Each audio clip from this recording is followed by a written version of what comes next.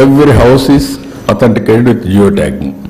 ఇవన్నీ ఎందుకు చేశామంటే ఈరోజు నేను సమాజాన్ని ఒక నిర్దిష్టమైన విధానంతో, ఒక విజన్తో ఎవ్రీ వ్యక్తి ఆనందంగా ఉండాలి, ఎవ్రీ కుటుంబం ఆనందంగా ఉండాలి, సమాజం ఆనందంగా ఉండాలి.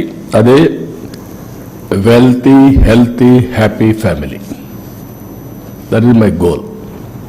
అది చేయడానికి ఈరోజు ఇవన్నీ చేసిన తర్వాత ఇంటర్ఫేస్ అన్నీ కూడా ఈజీ అవుతాయి.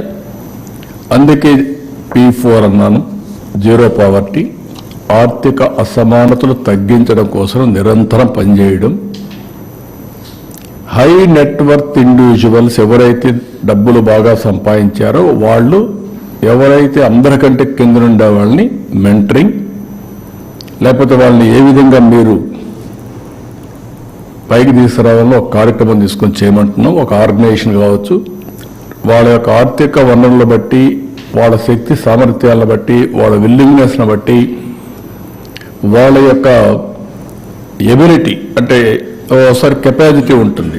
ఆ కెపాసిటీని బట్టి నేను పూర్తిగా టైం చేయలేను, అదే డబ్బులు ఉన్నాయి. డబ్బులు ఉన్నప్పుడు నేను ఒక సీఈఓని పెట్టి నేను గైడెన్స్ ఇచ్చి ఆయన ద్వారా చేయించుకోగలుగుతాం. బట్ సాటిస్ఫాక్షన్ ఉంటుంది నాకు. CSR ఫండ్స్ ఉన్నాయి, ఇవన్నీ పెట్టి P4 అనేది ఒక గేమ్ చేంజర్గా తయారవుతుంది. P3 is a game changer in creating wealth. సంపద సృష్టించడానికి P3 పనిచేసింది. P4 అనేది జనాభాని ఒక ఆస్తిగా తీసుకుని అందరిని ఎంపవర్మెంట్ చేసి వాళ్ళ శక్తి సామర్థ్యాలు పెంచి శాశ్వతంగా వాళ్ళని ఆర్థికంగా పైకి తీసుకొస్తే that is the best society in the world. I strongly believe. దానికోసమే పనిచేస్తున్నాం. ఇవన్నీ ఏ విధంగా పనిచేస్తాయి అనేది మళ్ళా ఒకసారి వస్తే,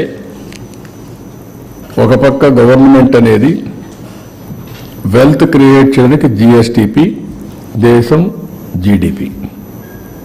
మనం ఇక్కడ గ్రాస్ స్టేట్ డొమెస్టిక్ ప్రోడక్ట్ అంటాం. నేషనల్ లెవెల్లో గ్రాస్ డొమెస్టిక్ ప్రోడక్ట్ అని వారు ఇచ్చేస్తారు.